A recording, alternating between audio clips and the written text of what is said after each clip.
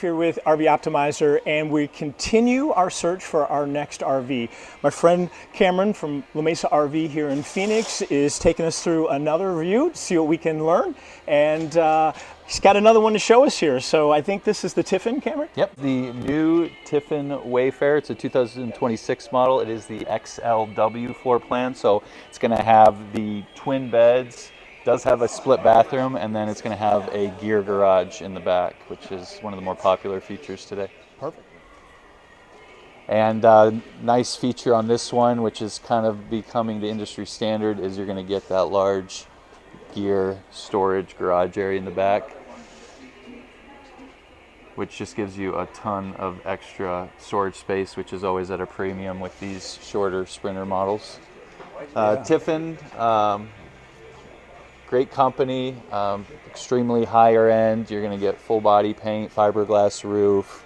They do a really good pay good attention to detail, and as you'll see on the inside, you just get a really nice, kind of rich, comfortable feel. Speakers right here. Yep. So you've got speakers that connect to the outside. So yeah, it's a really nice feature. Right where you want it. Yep, exactly. And then you've got dimmable awning lights here. This is an armless awning as well. It's a Girard awning, which is kind of the industry standard right now. Extremely durable, a really thick material and cloth, so it's going to help keep you shaded during the hot part of the day. And then it's armless, so you don't have arms going down the side of the RV that you might bump your head into. They do have an accelerometer or a wind sensor on them. That being said, I always caution customers, if you're going to leave your campsite, put the awning in. It's just a nice rule of thumb. Yes, yeah. Now, a couple storage components, it looks like? Yeah, storage components. This is one of my favorite parts of Tiffin, the construction of their storage drawers. Extremely durable. You'll see this type of storage drawer all the way up to their $1 million RV, the Tiffin Zephyr. So they don't really cut corners with their other models compared to their higher end. The other thing that Tiffin does is you get really good storage that kind of spreads past where the door is, so your longer, more awkward items you can kind of put in there as well. And you know, as silly as that is, I think what a great idea to have something that you can pull out, clean out, put back in, and your debris doesn't all just gather in there. Yep, along with the outside TV for some awning side entertainment, or if you're tailgating or want to watch the big game or anything like that. Now that one doesn't look like it has a sound bar or anything, just the speakers off the TV? Or? Yeah, I believe so. Then you can also, get one and hook it up Bluetooth. I also have customers a lot of times on their trips, if they don't not really big TV or sports people, they'll hook their phone up to the TV and they'll just play like a little show, a slideshow of the pictures they've taken on their trip. So it's kind of a cool feature. Show more than just yourself. Exactly. Yeah. Now this one is generator and lithium? You got a generator, so it's going to have a propane generator on board, and then you do have lithium batteries. I'm not sure exactly the capacity of them. But as far as running your air conditioner and your microwave, the bigger items, you'll run that generator, or you'll be plugged into shore power. I kind of like the windows. Yeah, they made a change on these a few years ago. They're a little bit more sharper and squared instead of the rounded style, and they have a nice contrast with the full body paint. Yeah, they do. Folks look at Tiffin as a little higher quality as well. Do they come with a more of a warranty, Cameron, than others, or what do they offer there? They have a good warranty. They have good after-sale care from the factory too, as far as customer service and those things go. You're going to have a structural warranty. You're going to have kind of a limited warranty on the entire RV for the first year or so that you own it. And again, they take really good care of their customers even after the sale, which is, in my experience in the RV industry, that's the most important thing. These are moving houses. You're going to have some sort of issue, but A, those issues shouldn't keep you from using the RV. Your AC should work, your generator should work, and B, it's how the manufacturer takes care of the customer when they really need them. All right, so now we're on the inside. I guess tell me some of the cool things I should know that maybe a little bit different in this RV. Yep, from a design perspective, you get some really nice trim levels and LED lighting across. It's very bright in here. Yeah, everything's dimmable. All your lights you can dim down. Everything's turned on full brightness. One of my favorite parts, and I think that's becoming an industry standard, is the transition from the house area to the cab is a little bit extended and very smooth. A lot of times on the older models you have a big drop or step off right there, which Absolutely. can, you know, kind of be awkward if not semi-dangerous. So just extending that out another 1.5 feet or so really makes a big difference. And then as you notice up here, you've got kind of a storage. You do have area for a small bed, and then this will lift up. So it's a lot easier if you're transitioning from the cab to the house area as far as getting up with the headroom and things like that. Yeah, I like that. I feel like you're always ducking down into side there. Yep. Yep. Really good ceiling height as well. Yeah, I noticed that.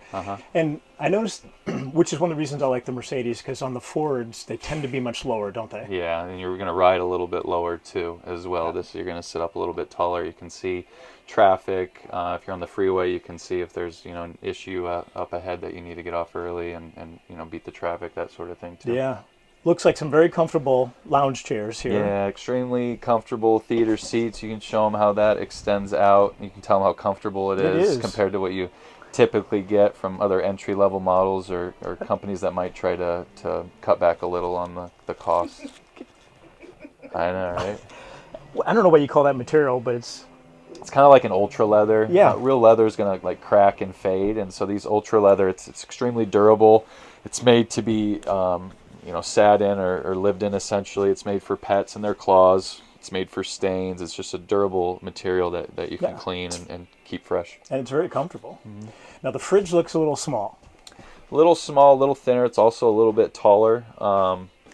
You get a freezer flap. You do have a larger storage area in the bottom for milk and things like that.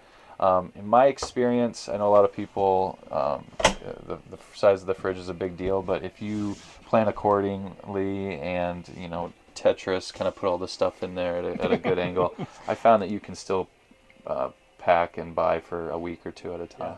Yeah. And then a decent sized counter space. I like how that's laid out. Yep, decent counter space. It's awning side as well. You get one large sink, solid surface countertops, induction stovetop. You do get a pop-up kind of outlet, USB port right there. You're going to get a convection microwave oven that's below. And then you're going to get some good storage. Oh, yeah. Above. Is it stored behind the TV too? I believe so. Yeah. Yep. You got a little extra storage nice. behind the TV. All your TVs are LG. They're all smart TVs as well. And you have your little control center. Yep, little central command control center. You've got your aqua hot control right here, which is kind of your furnace and water heater. You've got your inverter control, wine guard satellite system if you're going to be using that to find a signal. You also have a generator start and stop right here. You've got a solar controller. It tells us what's coming in, as well as that it's getting a charge. And then you also have kind of a control for your over-the-air channels if you're going to be scanning and looking for like ABC or NBC or CBS. Oh, so your antenna basically, right? Exactly. Solar system. This has 200 watts on the roof, so it kind of helps maintain and keep the batteries up. Also on this, you get an option for the house batteries. It's either a 12-volt house battery or you can get an option for the lithium battery as well. And then, of course, you're going to have the propane generator that kind of powers the whole thing if you're not plugged into shore power. A lot of manufacturers are making the lithium battery just standard at this point, and then the option would be to get an even bigger one and possibly delete the generator. But in my experience, it's nice to have the backup of the generator just in case you are somewhere and need to power up. Is this a control panel? I believe that's going to be for your leveling system. So as soon as I turn that engine on, then I will have access to that. You also have a really nice spider multiplex. Kind of tells you where everything's at. I can shut all my lights off from one button. And then again, every light that has the up and down arrow, I can dim them. So just by holding it, and then I can dim all the lights. Nice.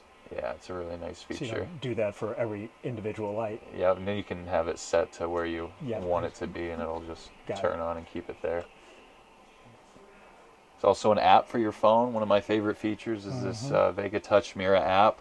So essentially, as long as you're within Bluetooth range, you will have all of these controls that you see here will be available from your phone. So you'll be able to put the slide out from your phone, the awning from your phone, lights. It's really convenient if you're in bed at night and you're not sure if everything's off, or if you're outside awning side and want to play a joke with your neighbors and put the awning out and tell them that you have a haunted RV or something like that. And this is another little stereo system for those outdoor speakers? So Bluetooth, so you can hook your phone up to it and you can play. It's a really nice system. It's a Boss system, audio system, so it's a little bit nicer than what you typically get as far as the speakers and system go. And I like the lighted handles. Yeah, nice lighted handle. A lot of nice touches that you'll see throughout the accented lighting, solid surface countertops. You get really nice lit areas. The floor, again, being a nice reflection of the interior design. Bathroom here. So you got a nice large shower, one-piece fiberglass, so you don't have seams and things like that for potential leaks down the road. I do like that, and you have a little bit of a extended headroom. Yeah, you get a lot of headroom. A lot of times in these RVs, this area is kind of where somebody that's over 5'10" or so is going to stick their head, but I'm 6'1" and I don't even come close to awesome. that. So you get really good space in here. You sure do. You got this that'll open and fit flush to kind of give you a larger single bathroom and also cut the back away from the front area. You get the porcelain toilet. You got solid surface countertops in here again. You got a nice big fan, some storage, medicine cabinet, storage down there, and a nice kind of bowl sink. Yep. So we got a fixed twin bed system, which is nice. You don't have to worry about whether your bed's in the slide out, having it in and out, whether you can use it. It's a fixed system, so you can have it made all the time. You can make it into one larger bed using this piece right here. What comes out to, is that just sit in these little grooves then? Yeah, it'll sit in those little lips right there.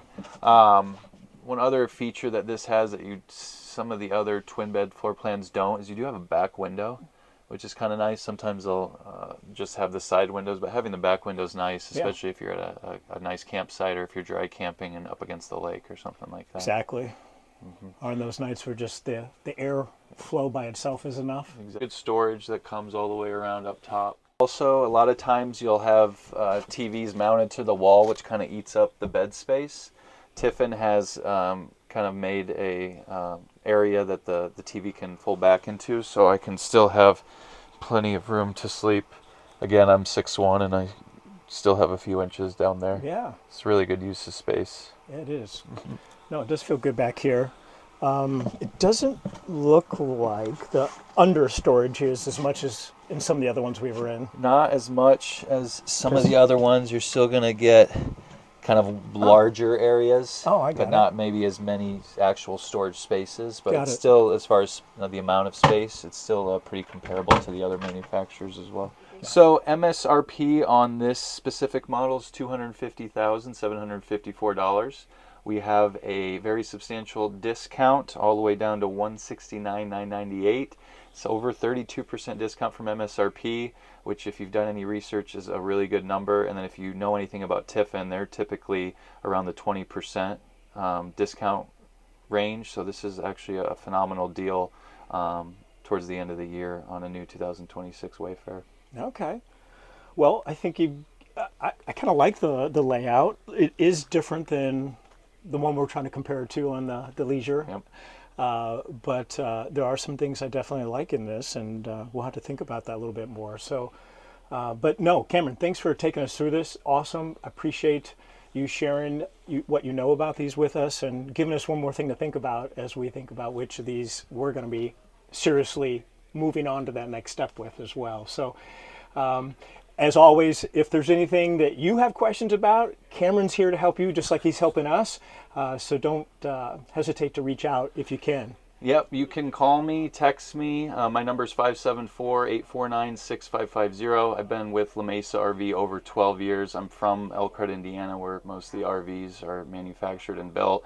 If I can help in any way, shoot me a call, shoot me a text, and I'll do my best. Perfect. Well, thanks for watching, everybody. And until next time, I hope all your future RV trips are optimized. See ya.